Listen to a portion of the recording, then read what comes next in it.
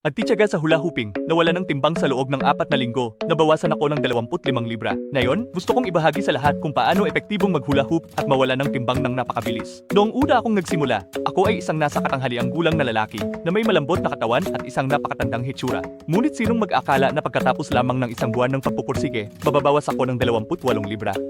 Hindi lamang slim waist, slim body kundi pati na rin ang firm figure, mukhang mas bata ng ilang taon.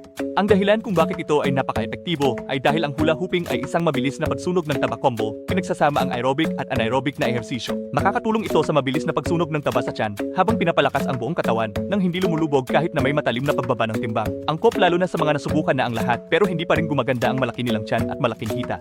Kung ikaw ay naghihirap mula sa tiyan ng bear o mga binti ng elepante, dapat mong subukan ito kagad. Mahalagang paalala, kung gusto mong pumayat ng malumanay ngunit epektibo, dapat mong subukan muna ang hula hoop na ginagamit ko.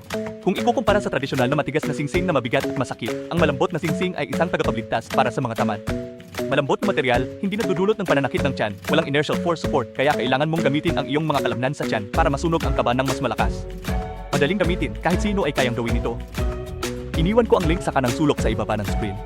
Kung gusto mong sumalungat sa kasalukuyang at bumalik sa hugis, ay click ang bumili ngayon.